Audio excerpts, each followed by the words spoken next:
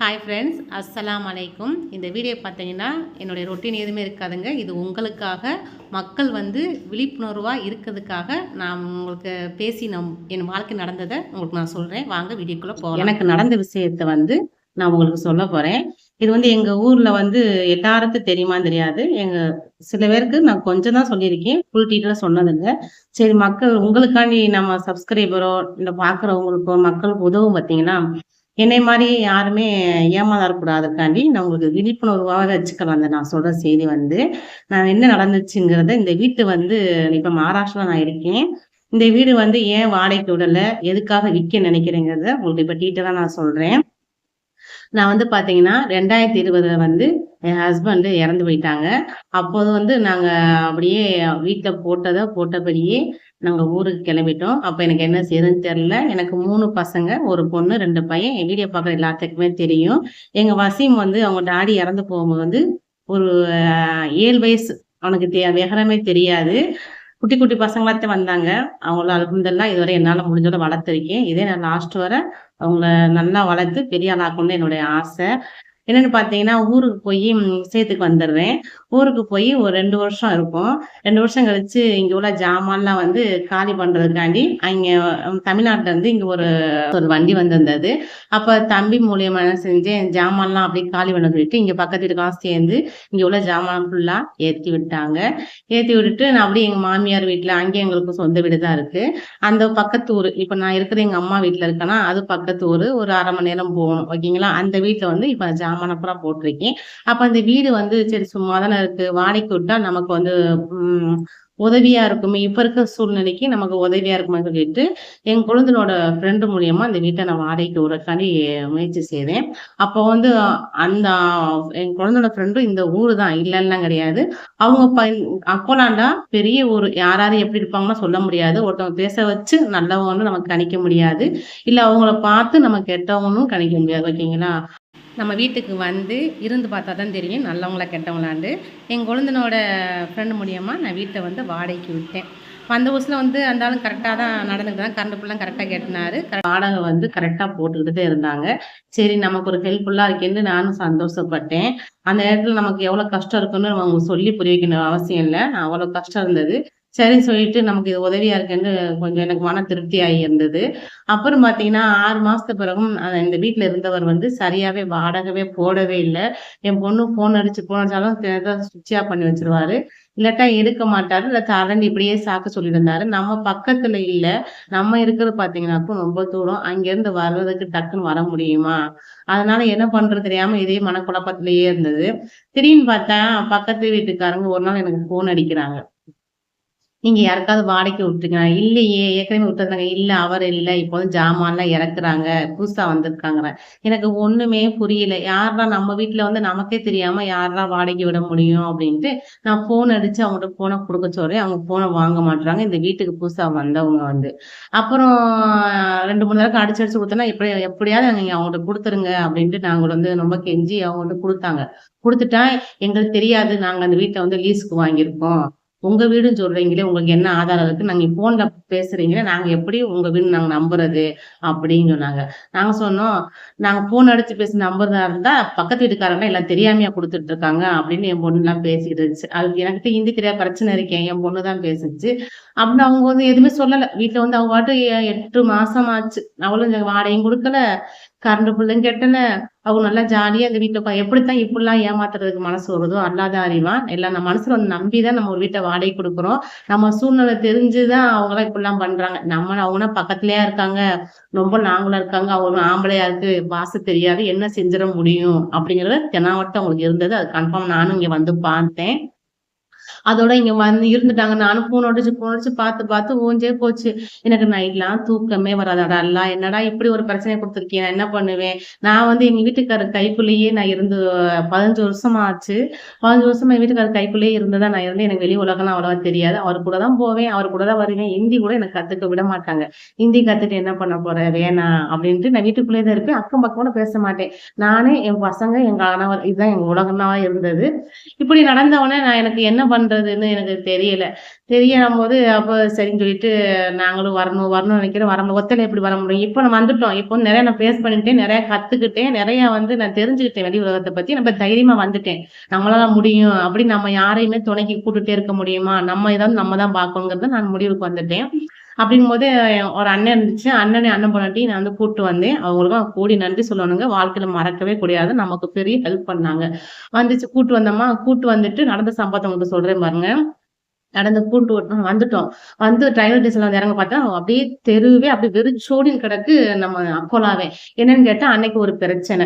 இங்க வந்து பொதுவாவே நம்ம ஊர்ல ஜாதி பிரச்சனை வர எல்லாமே சொந்த பந்த மாரி பழகும். இங்க அப்படி கிடையாது. இப்ப எப்ப பார்த்தாலும் இந்த ஊர்ல சண்டை போட்ட மணிக்கு தான் இருப்பாங்க. அப்போ வந்து ஏதோ சண்டையாம். ஒரு ஆட்டோட ஓடல. எனக்கு ஒரே பதட்டமாயிருச்சு. ஒரு ஆட்டோட கூப்பிட்டா அந்த பக்கம் வராது, வராது. இது முஸ்லீம் ஏரியாவா? வராது, வராதுன்னு சொல்லிட்டாங்க. என்னடா சீதாடெல்லாம் நம்ம வந்த அன்னைக்கு இப்படி ஒரு சோதனையா? அப்படி நம்மள நம்பி வேற ஆள் வேற கூட்டு வந்திருக்கோமேன்னு அப்படி ஒரு மனசு ரொம்ப கஷ்டமா இருந்துச்சு. அதோட எங்களுக்கு தெரிஞ்ச பையாஜி ஒருவர் வந்து, என் பசங்கள வந்து இங்க படிக்கும்போது வந்து, அவர் வந்து ஆட்டோல போய் விடுவாரு. அவருக்கு ஃபோன் அடிச்சு, அவரு வந்தாரு. அவர் வந்து கூப்பிட்டு வரும்போது, அப்ப நெறைய பேர் போலீஸ் வந்து நெறைய தடுத்தாங்க. தடுத்து இனிமே நீ வரக்கூடாது. இவங்க சொன்னாங்க, இவங்க வந்து மதராஸ்காரங்க இந்த ஊர் கிடையாது சொல்லிட்டு, எப்படியும் நாங்க வீட்டுக்கு அத சொல்லி எப்படியும் அந்தளவு வீட்டுக்கு வந்துட்டோம்னு வச்சுக்கோங்களேன். வந்துட்டு நான் கதவ தட்டுறேன் என் வீட்ட வந்து. தட்டுனோனே என் பசங்கலாம் வெளிய நிக்கிறாங்க. நீங்க பேசுறத வச்சு இவங்க கண்டுபிடிச்சுருவாங்க. இந்த ஊர்க்காரங்க இல்ல அப்படி மதராஸ்ன்னு கண்டுபிடிச்சுருவாங்கன்ட்டு, நான் தட்டுறேன். கோணங்கிட்டு இருந்தாங்க. தொறக்கவே இல்ல. அப்ப டப்புன்னு தட்டுனோனே அந்த ஜன்னல தொறந்து பார்த்துட்டு மதராசி வந்துட்டாங்கன்னு சொல்லிட்டு, அவன் மாமனா ஒருத்தன். அவனுக்கு ஃபோன் அடிக்கிறாங்க.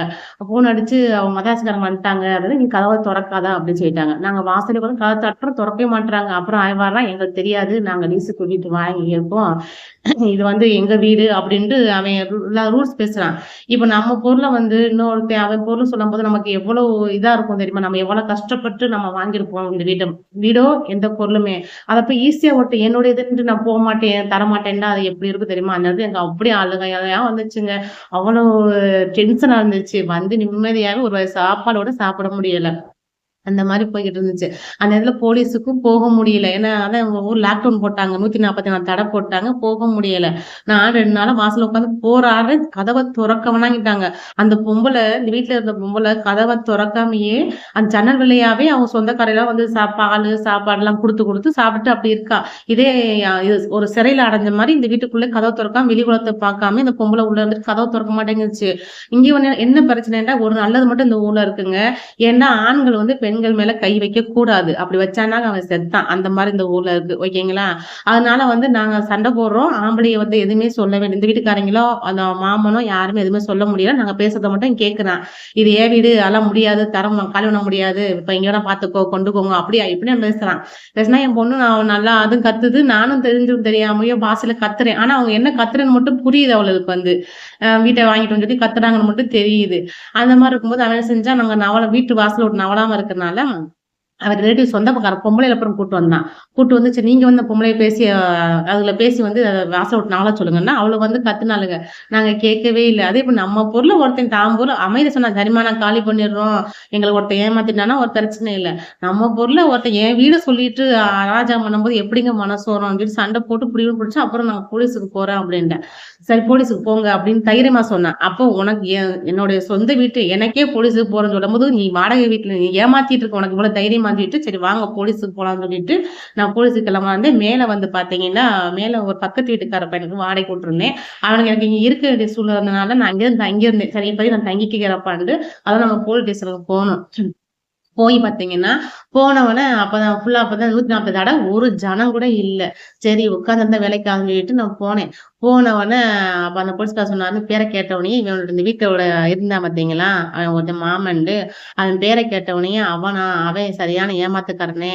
அவன் இந்த ஊர்ல வந்து எந்த வீட்ல ஆள் இல்லையோ, ஆ அந்த வீட்ல ஒரு வயசானவங்க இருந்தா கூட அந்த வீட்ட போய் இருந்துகிட்டு என் வீடுன்னு அந்த அராஜகம் பண்ணுவானா, நெறைய வீட்ட வந்து அபகரிச்சிருக்கானாம். அந்த மாரி உள்ளவனா, அவன் நான் இருக்கட்டும் வச்சுக்கிறேன். இப்போதைக்கும்மா நீங்க போயிட்டு வாங்க. இப்ப இந்த 340 தடை போட்டிருக்கனால, இப்ப எந்த இதுவும் கேஸ் எடுக்கக்கூடாது. இது சால்வ் ஆன அப்புறம் தான் இந்த கேஸ் எடுக்க முடியும். நீங்க போயிட்டு வாங்க, 2 நாள் கழிச்சு வாங்கன்னு சொல்லிட்டாங்க. எனக்கு 2 நாள் கழிச்சு வந்தா எனக்கு தூக்கமே வரல. சாப்பிடவும் முடியல. மனசு கஷ்டமா இருந்துச்சு. மேல உள்ள பையன்ட்ட சொன்னேன், "எப்பா நீங்க காலி பண்ணிரு. நாங்க வந்து இங்க இருக்கோம். நாங்க இந்த பிரச்சனை முடியத்தட்டியும் நீங்க இருக்க வேண்டியிருக்குப்பா. எனக்கு வீடு வேணும். நீ காலி பண்ணு." அந்த பையன் வந்து நாங்க வந்தோனே காலி பண்ணிட்டான். அவன் கூட 2 மாசம் வாடகை குடுக்கல. சரி பழக்கமாயிருச்சு. அவங்களும் நம்ம கேட்டு ஃபோன் அடிச்சு கேட்டு கேட்டு பல டென்ஷனுங்க. அதனால வீட்ட வாடகைக்கு விடக்கூடாதுன்னு முடிவு எடுத்தனால, அந்த பையன நம்ம தெரிஞ்சவங்கட்ட போய் நம்ம அதட்டி கேட்கவும் முடியாது இல்லையா? அவனும் அப்பக்கு எவ்வளவு கஷ்டப்படுற ஃபேமிலி தான். அவன் அன்றாட கூட செஞ்சு அவன் சாப்பிடுவான். இருந்தாலும் நம்மளுடைய சூழ்நிலை அவன் புரிஞ்சுக்கணும் இல்லையா? அவனும் வாடகை குடுக்கல. அதோட சரின்னு சொல்லி அவன் காலி பண்ணிட்டான். அன்னைக்கே பக்கத்துல வீட பார்த்து காலி பண்ணி போயிட்டான். 2 நாள் ஆச்சு. அப்பயும் கொஞ்சம் இன்னும் வந்து இந்த ஊர்ல ஒரு நிலவரம் வந்து சரியில்லாம தான் இருந்துச்சு. ஆனா வந்து இதுக்கு மேல என்னால இருக்க முடியாது. கரண்ட் பில் பாத்தீங்கன்னா, அன்னைக்குன்னு கரண்ட் பில் வந்துச்சு. இத சொல்ல மறந்துருவேன். கரண்ட் பில் வந்துச்சு. பார்த்தா 8,000 அவன் கெட்டாம வச்சிருக்கான். 8,000 இவளு வந்து நான் கெட்டாம வச்சு என்ன செஞ்சுட்டாங்க, 10,000க்கு மேல வட்டி போட்டு 10,000 கரண்ட் பில் வச்சு பார்த்தா ரொம்ப டென்ஷன் ஆச்சு. ஏன்னா வாடகை 20,000 வாடகையும் போயி, எனக்கு வீட்டையும் அபகரிச்சுட்டு, அந்த மூதேவி இருந்தானே அவனும் எனக்கு 6, 7,000த்துக்கு வாடகையும் குடுக்காம போயிட்டு, எனக்கு கரண்ட் பில் வேற 10,000 ஏம்மா தலையிட்டான்னு எனக்கு செம்ம டென்ஷன் ஆச்சு. சண்டை எங்க சண்டை கத்து கத்துன்னு கத்துனேன். ஏதோ நம்ம தெரிஞ்சதுல வந்து கத்து கத்துன்னு கத்துனோம். கத்திட்டு சரி இதுக்கு மேல வாங்க போன்னு போலீஸ் ஸ்டேஷனுக்கு போயாச்சு.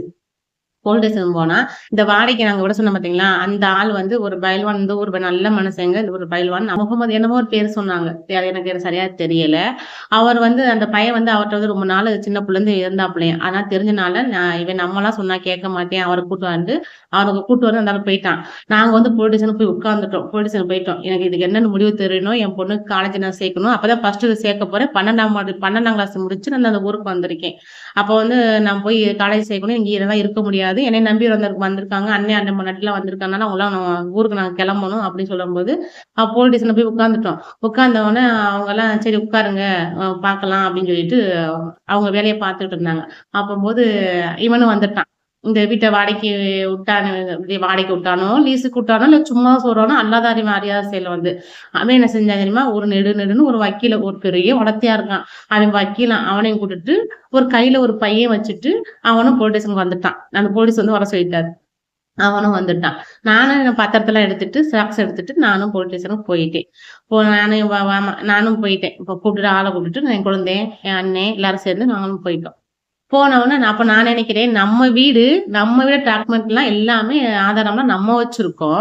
இவன்ட்ட என்ன இருக்கு? என் பையன் வச்சுட்டு இருக்கானேன்னு எனக்கு ஒரு இது. இவன்ட்ட என்ன இருக்கும் இந்த வீட்ல? எல்லாமே ஆதாரம் நான் வச்சிருக்கேன். இவன் என்ன வச்சிருக்கான்ட்டு ஒரு யோசிச்சுட்டு உட்கார்ந்துட்டு இருந்தேன். அப்படியே சுத்திக்கிட்டே இருந்தான். கொஞ்ச நேரம் கழிச்சு அந்த பயல் வந்தாரு. வந்துட்டு, "டேய் அல்லாவா பார்த்து விட்டான்."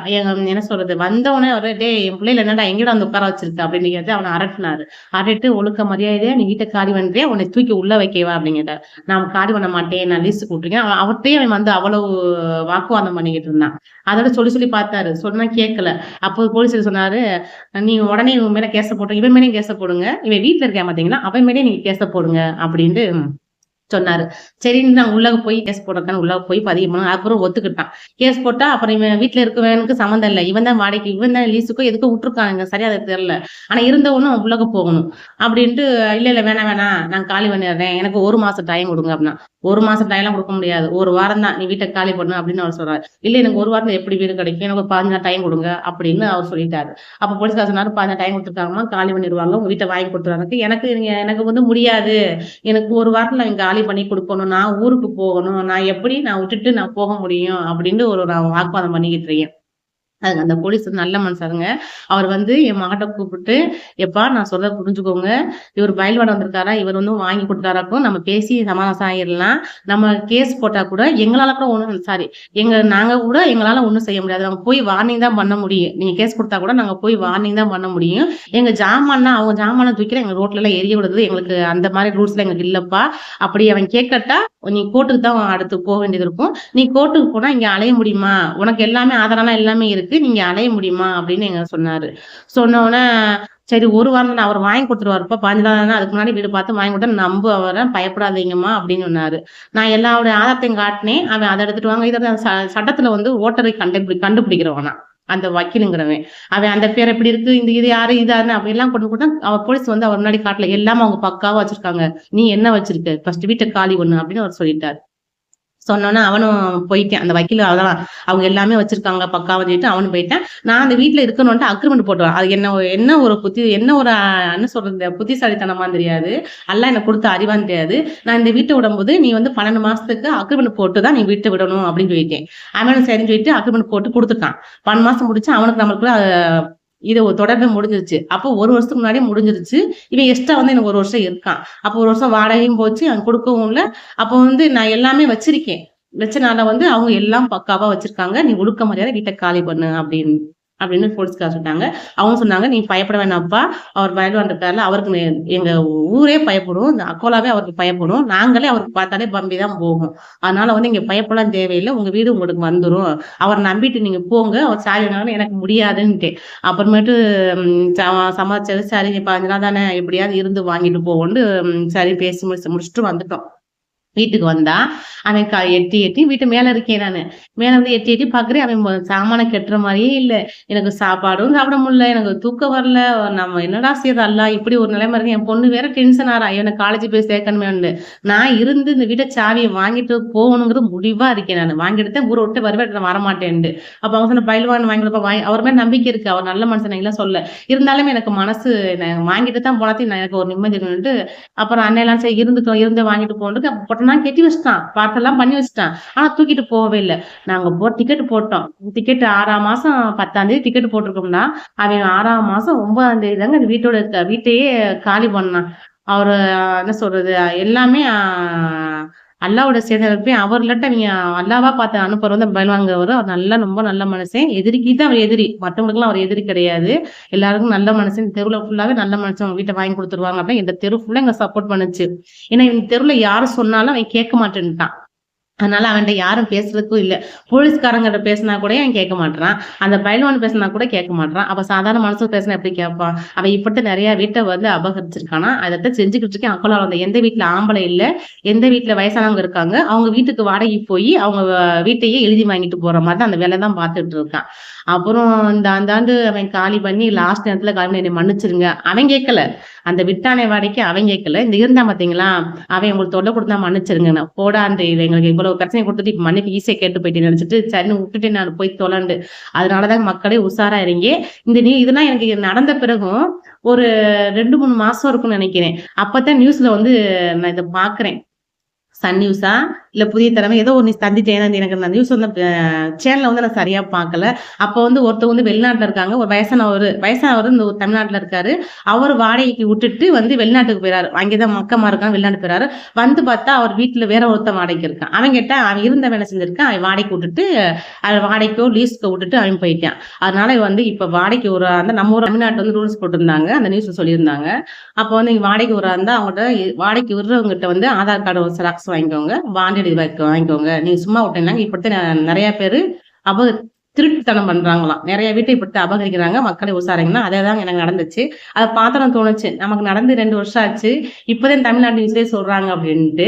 அதனாலதான் இந்த வீட்டை வாடகைக்கு விடுறதுக்கு எனக்கு ரொம்ப பயமா இருக்கு. நம்மளால வந்து சமாளிக்க முடியாது. ஒரு ஆம்பளை இல்லாதனால எவ்வளவு கஷ்டத்தை வந்து பேசணும்னு போலீஸ் ஸ்டேஷன்லாம் போய் எனக்கு ஏற வேண்டிய சூழ்நிலை வந்துருச்சு. என்ன செய்யறது, என்ன பண்றது, நம்ம தலையெழுத்துன்னு சொல்லிட்டு அதெல்லாம் வாடகைக்கு விடல. இது எப்படியா வித்துடணும் நமக்கு இந்த வீடு, இந்த ஊரே எனக்கு வேணாங்கிறது முடிவோட இருந்தேன். வித்தா கூட நினைச்சுங்க அந்த நேரத்துல நிறைய பேர் வந்தாங்க. ரொம்ப அடிமாட்ட கேட்கிற மாதிரி ரொம்ப சீப்பா இப்படி இவங்க வந்து வெளியூர்காரங்க வித்துட்டு போயிருவாங்க, இவங்களுக்கு இவ்வளவு பெரிய பிரச்சனை நடந்திருக்கு, அதனால நம்ம கேட்ட விலைக்கு குடுத்துருவாங்கன்னு சொல்லிட்டு கேட்டாங்களா. எனக்கு கொடுக்க மனசு இல்ல. நம்ம வாங்கினது நம்ம என்ன சொல்றது, உனக்கு கொஞ்சமான பெனிஃபிட் இருந்தா தான் எந்த பொருளையுமே விற்க முடியும். அது இல்லாம போது தேவைன்னு சொல்லிட்டு பக்கத்துல சொன்னாங்க. பக்கத்துல ஒரு போலீஸ்காரங்க இருக்காங்க. அவங்க சொன்னாங்க, இப்ப விற்காதீங்க, இப்ப வித்தீங்களாக்கும் உங்களுக்கு கம்மியா தான் கேட்பாங்க, நீங்க இப்போதைக்கு ஊருக்கு போங்க சொன்னாங்க. இப்ப அடுத்த 14 லீவ்ல தான் வந்தனால எங்களுக்கு விற்கிறதுக்கு டைம் பத்தல. இன்ஷா அல்லாஹ் நீ போயிட்டு அடுத்த வருஷம் வந்து கண்டிப்பா இந்த வீட்டை வித்துடணுங்க. வித்துட்டு வேற எங்கேயாவது வாங்கி போடணும் தவிர நமக்கு இந்த ஊரு வேணாம். அது மட்டும் உறுதியா இருக்கேன். சரிங்க. இதே மக்களே எல்லாரும் உஷாரா இருந்துக்கோங்க. இது எனக்கு நடந்த சம்பவத்தை உங்களுக்கு சொல்லணும்னு நினைச்சேன். உங்களுக்கு நான் சொல்லிட்டேன்.